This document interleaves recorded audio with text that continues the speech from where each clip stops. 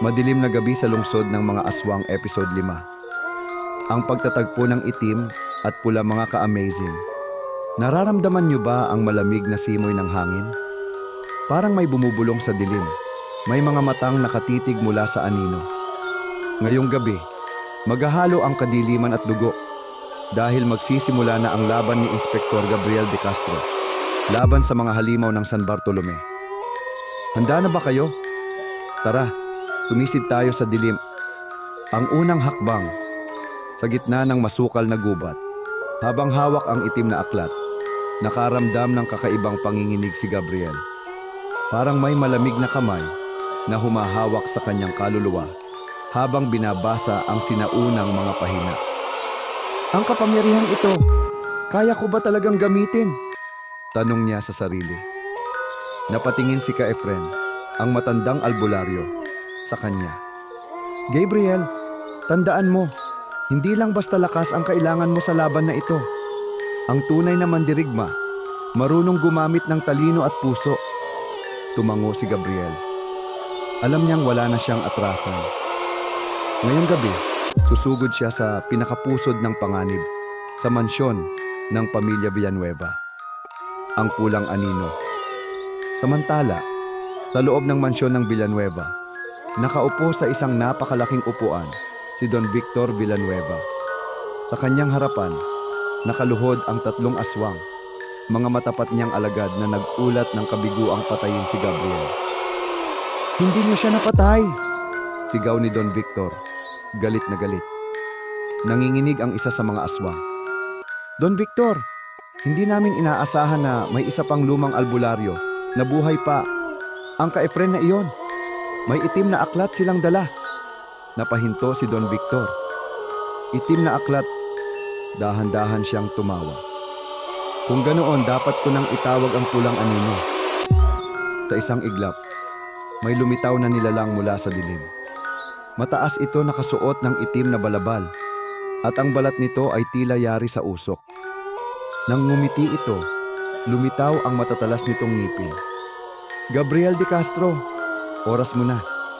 Ang sagupaan sa mansyon. Sa kalagitnaan ng hating gabi, habang natutulog ang mga taga San Bartolome, may isang anino ang gumagalaw sa loob ng bakuran ng mansyon ng Villanueva. Si Gabriel. Bit-bit niya ang isang kutsilyong may ukit ng sinaunang anting-anting, ang itim na aklat, at isang bote ng banal na tubig. Tapos na ang taguan, Don Victor. Ngunit, bago pa siya makapasok sa loob ng mansyon, isang malakas na puwersa ang bumangga sa kanya. Agi! Tumilapon siya at bumagsak sa lupa. Nang lumingon siya, nakita niya ang isang anino sa ibabaw ng isang estatwa, ang Pulang Anino. Ikaw pala ang Gabriel de Castro. Handa ka na bang iwanan ang katawan mo? Napansin ni Gabriel na hindi ordinaryong aswang ang kalaban niya. Ang Pulang Anino ay tila isang halimaw mula sa mismong anino ng kadiliman. Hindi mo ako matatakot, halimaw. Hinugot niya ang kutsilyo at tumayo. Sa isang iglap, sumugod ang Pulang Anino. Mabilis ito. Hindi makita ng mata ang paggalaw nito. Lumitaw ito sa likuran ni Gabriel at sinubukang laslasin ang kanyang leeg. Ngunit bago pa tumama ang matalim na kuko ng nilalang, Pater Noster, qui es in celis. Biglang sumigaw si Gabriel ng isang dasal mula sa itim na aklat. Napalundag pa atras ang Pulang Anino. Tila nasusunog ang balat nito. Paano mo? Ngumiti si Gabriel.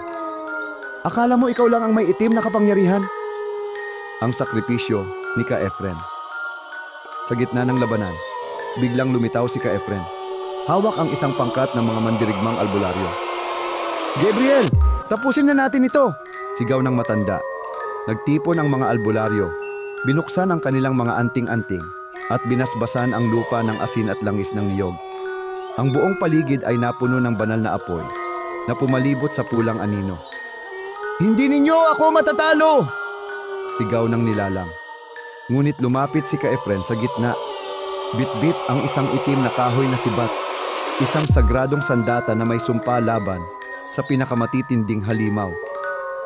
Para sa San Bartolome!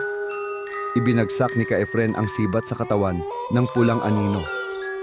Isang malakas na pagsabog ang umalingaw-ngaw sa buong mansyon. Ang pagkawala ng isang bayani.